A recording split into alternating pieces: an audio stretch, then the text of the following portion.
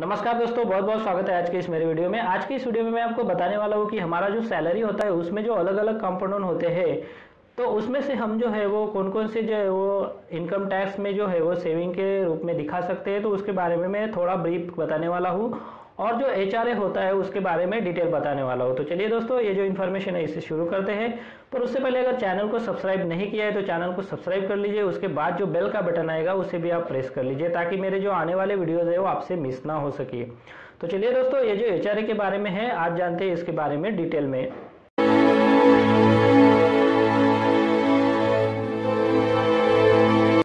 तो चलिए अभी जानते हैं कि हमारी सैलरी की मोस्टली जो डिडक्टेबल कंपोनेंट होते हैं वो कौन कौन से होते हैं। तो कन्वीनियंस अलाउंस, फिर उसके बाद जो प्रोफेशनल टैक्स होता है वो, फिर हम जो है वो कुछ इन्वेस्टमेंट करते हैं एटीसी के अंडर वो जाता है। फिर हमारा जो मेडिक्लेम का अमाउंट है तो मैक्सिमम 25,000 तक हम दिखा सकते हैं।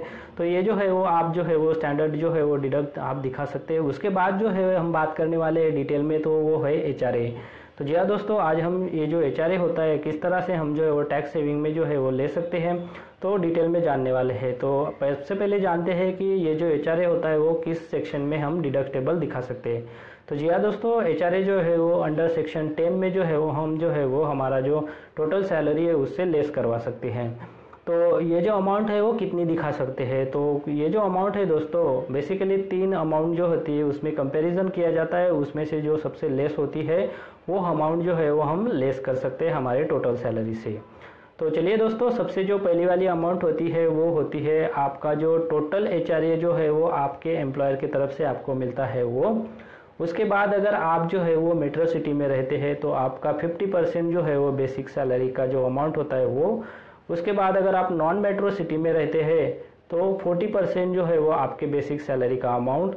उसके बाद जो है वो आप जो टोटल रेंट पे करते हो साल में, उसमें से अगर 10% हम बेसिक सैलरी का माइनस करते हैं वो, तो ये जो 3 अमाउंट है दोस्तों वो कंपेयर करने के बाद जो सबसे कम अमाउंट आती है तो वो जो है वो हम अंडर सेक्शन 10 जो है वो डिडक्शन के रूप में दिखा सकते हैं और हमारा जो टैक्स है वो सेव कर सकते हैं।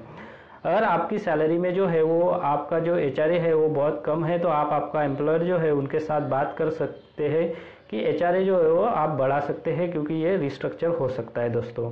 क्योंकि एचआरए जो है वो इसी के लिए रखा गया है कि आप जो है वो उसका बेनिफिट टैक्स सेव के लिए ले सकें।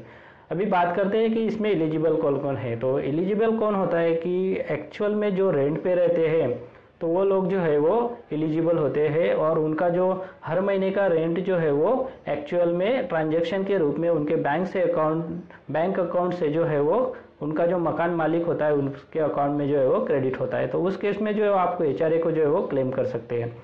अगर मान लीजिए आपका जो घर है वो उसी सिटी में है जिस सिटी में आप जॉब कर सकते हैं, तो उस केस में जो है वो आपका अगर होम लोन है तो आप एचआरए क्लेम नहीं कर सकते हैं।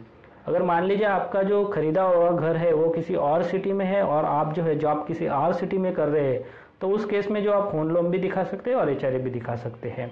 तो ये हो गया इसके बारे में डिटेल इन्फॉर्मेशन। अगर वीडियो अच्छा लगता है तो वीडियो को लाइक कीजिए, और चैनल को सब्सक्राइब नहीं किया है तो चैनल को सब्सक्राइब कर लीजिए, ताकि मेरे जो आने वाले वीडियोज़ है आपसे मिस ना हो सके। अगर दोस्तों आपको ये एचआरए के बारे में इन्फॉर्मेशन अच्छी लगती है तो नीचे मुझे वीडियो के जो कमेंट बॉक्स है वहाँ पे कमेंट कर सकते हैं। इस वीडियो को देखने के लिए आपका बहुत बहुत धन्यवाद। अगर आपको कोई सवाल है या फिर कोई कमेंट है तो आप इस वीडियो के नीचे जो कमेंट बॉक्स है वहाँ पे कर सकते हैं। और साथ में दोस्तों, अगर आप मेरे चैनल पे पहली बार विजिट करें तो मेरे चैनल को सब्सक्राइब कीजिए, और जो उसके बाद बेल का आइकॉन आएगा उसे भी आप प्रेस कर दीजिए, ताकि मेरे जो आने वाले वीडियोज़ है वो सबसे पहले आपको देखने को मिल सके।